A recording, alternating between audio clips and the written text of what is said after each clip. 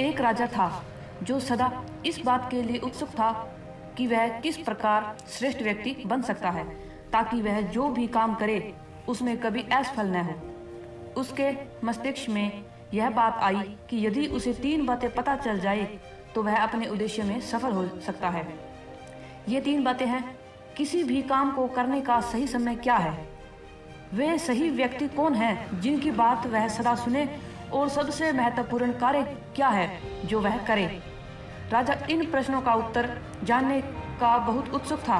इसके लिए उसने एक बड़े इनाम की घोषणा भी की, परंतु उसके राज्य में ऐसा कोई व्यक्ति नहीं था जो संतोषजनक उत्तर दे सके। इसीलिए राजा ने एक सन्यासी से विचार विमर्श करने का निर्णय किया, जो एक वन में रहता था। सन्यासी अपनी बुद्धिमत्ता के लिए प्रसिद्ध था, परंतु वह साधारण लोगों के अतिरिक्त और किसी से नहीं मिलता। इसीलिए राजा उसके पास साधारण वस्त्रों में गया। वह पैदल चल कर गया। उसने अपने अंगरक्षक कुछ दूरी पर छोड़ दिए। जब राजा उसके पास गया तो साधु अपनी झोंपड़ी के सामने जमीन खोद रहा था। राजा उसके निकट गया तथा अपने प्रश्न दोहराए, परंतु सन्यासी ने कोई उत्तर नहीं दिया। वह जमीन खोदता रहा। सन्यासी बहुत दुबला पतला तथा कमजोर था।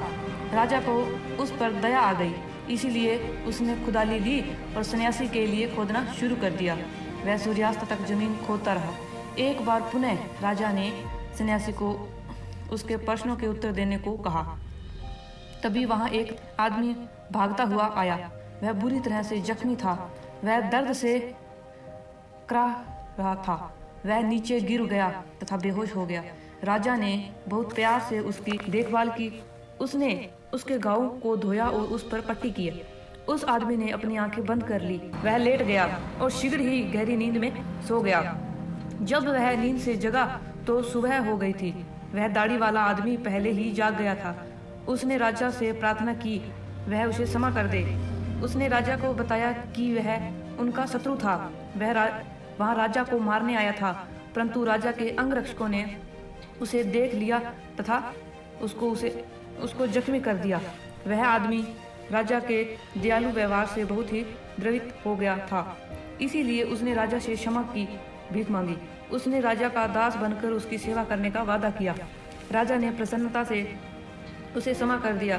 जब राजा ने सन्यासी से अपने प्रश्नों के उत्तर देने की प्रार्थना की तो सन्यासी ने राजा से कहा कि उसके प्रश्नों के उत्तर उसे पहले ही दिए जा चुके हैं। पहले दिन की घटनाओं ने 3 बातें सिद्ध कर दी थी। वर्तमान सबसे महत्वपूर्ण समय होता है।